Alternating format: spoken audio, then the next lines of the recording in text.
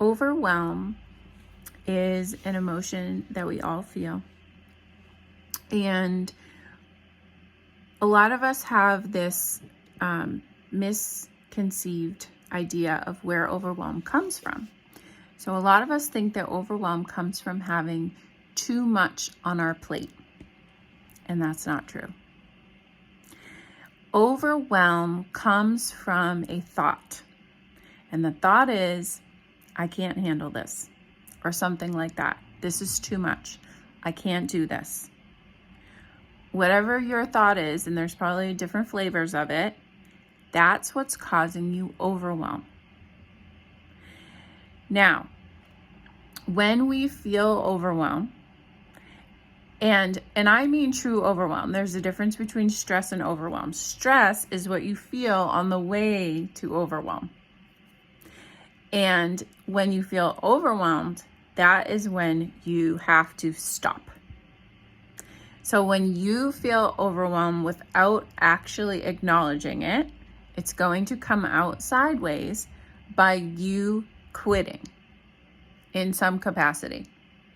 And that might mean you just say it's Thursday night, you have so much to do, but you just can't do any of it. So you decide to order Papagenos and sit in front of the TV and watch as much TV as you possibly can. And the kids don't get a bath. The kids don't get bedtime stories. They're just going to bed dirty, and I can't do it. I literally can't do it, right? We've all done that before, and it's totally okay. So another way that it might come out sideways is you have a breakdown, and you just start crying, and you're sitting in your kitchen floor, literally I can't do this. And your kids are like, Mom, what's wrong? And that also is totally okay. We also have all been there, I promise you. But here's how you can also deal with overwhelm. And I have two ways. One of them is mental. So the first way is just stop, literally stop. Put your hand on your heart, close your eyes, take some deep breaths, and just say, I'm overwhelmed. It makes so much sense that I'm overwhelmed, because I know that it does. I know that you have a lot of things on your plate. I know this. Okay? So it makes so much sense that you're telling yourself that you can't do this. You probably are also really tired. So stop and acknowledge it. Then what you do is you write down all the things on your list. So whatever it is that you're overwhelmed with, write it all down. And what happens when we're in overwhelm is we don't just think of what we need to worry about right now. We think about the things for tomorrow and next week and the week after. So just write it all down, get it out of your head. And then ask yourself, what do I not need to worry about right now? What's not a problem for today? And cross it off.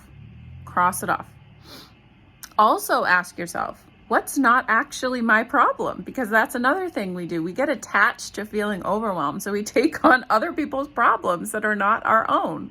I promise you, we do this. It's crazy. Cross off the things that are not in your control. And then look at what's left. Okay, what do I need to do? I need to empty the dishwasher. How long is that going to take me? 5 minutes? Let's go. I need to give my son Larry a bath. How long is that going to take me? Larry, you're getting a 5-minute shower tonight. It's going to be quick, Larry. Okay? You give him a shower. I am going to order Papagenos. I'm going to take that. I've had a long week. I'm going to order Papagenos. Okay? But most of all, what you're going to do is you look at that list that you've made smaller, okay, by just the right now, this moment, what do I need to worry about list? And tell yourself, I got this. I can totally do this. I can end my night and I can feel good about the things that I've accomplished. And it's not going to be everything. Okay?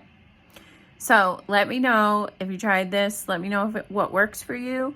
But a list when you're overwhelmed, my best advice, make a list and cross a lot of things off. Okay?